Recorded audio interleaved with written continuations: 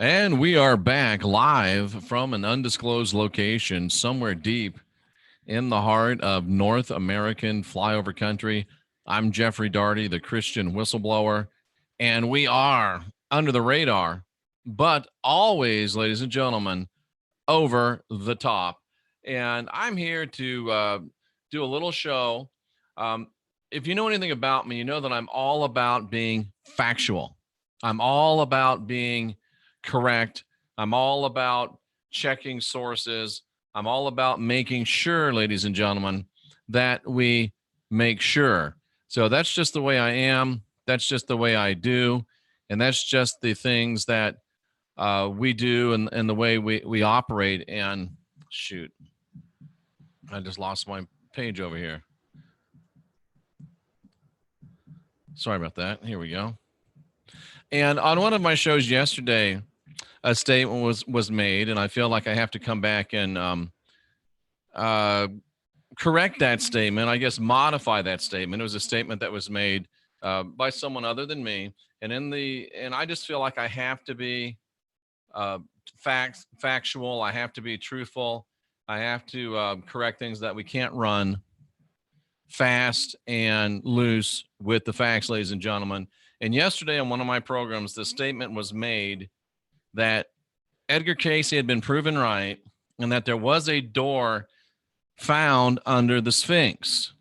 And I reacted with some surprise because I hadn't heard that, and I try to stay fairly on top of things. So as I researched that, I came to find out that, well, about that door that we supposedly found. Well, what actually happened, ladies and gentlemen, and I'll show you where I'm getting this from.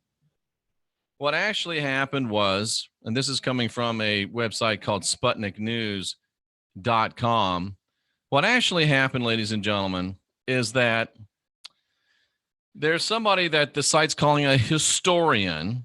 According to the historian, there's something hidden underneath the Great Sphinx, and an ancient stele that was removed from there in the 19th century may help to solve this mystery. So here's the deal. A certain individual who's claiming to be a historian and who has a website channel, has a YouTube channel, has announced a surprising discovery, which may hint at an ancient mystery related to one of the most famous monuments in ancient Egypt, the Great Sphinx of Giza. Problem is, he never went to Egypt. He's never put a shovel in the ground. And as far as I can tell, he may not even be able to spell archaeology. What this fellow did was he surmises that there's three stelae located in front of the Sphinx. The Dream Stela, built by King Tutmosis between 1497 and 1425, which still remains at the site, and two more that were created by Ramses the Great over 2 centuries later, which ended up being taken to the Louvre in Paris, and little has been spoken of since. And now this is why I'm issuing this, ladies and gentlemen. After coming across an image of one of the two missing stelae in a book, do I even have to go any further than that? After coming across a picture of one of the two missing stelae in a book penned by a fellow named Howard Weiss in 1837, this supposed historian made what he calls a discovery, and he says that the Sphinx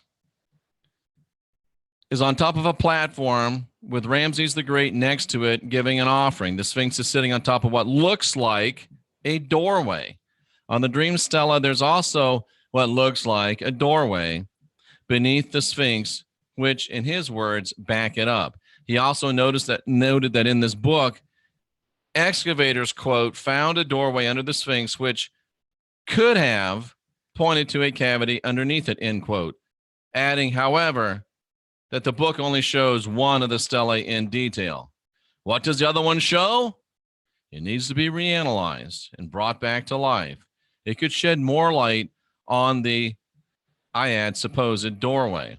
I think there's something underneath there, and there's lots of tunnels under the Giza Plateau. That's just what it says. So the fact of the matter is that there was not a doorway discovered under the Sphinx. There was not a doorway discovered under the Sphinx. A guy with a YouTube channel, and I'm not against guys with YouTube channels, but a guy with a YouTube channel saw a picture in a book that he thinks might prove that there's a door under the Sphinx. That's a whole lot different than saying Edgar Casey's right. The door under the Sphinx has been found. That door under the Sphinx has not been found. A guy with a YouTube channel saw a picture in a book that makes him think that there might be a door there. I'm Jeffrey Daugherty, the Christian Whistleblower, holding myself to a high standard of truth, holding myself to a high standard of veracity, and letting you know that, and just clarifying and qualifying a statement that was made yesterday on one of my programs. Once again, there has not been a door found under the Sphinx. A dude with a YouTube channel saw a picture in a book that makes him think that there is a door under the Sphinx. So what happened was really good marketing by this guy who's conspicuously going unnamed on his YouTube channel, which is conspicuously going unnamed. So just to recap before we close, on one of my programs yesterday, the statement was made by one of my guests that a door to the Sphinx has been found.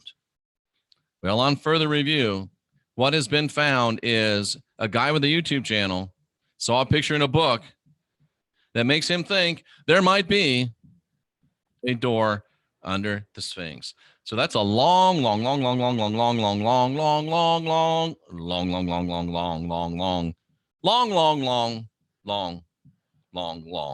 way from saying that a door under the Sphinx has been found.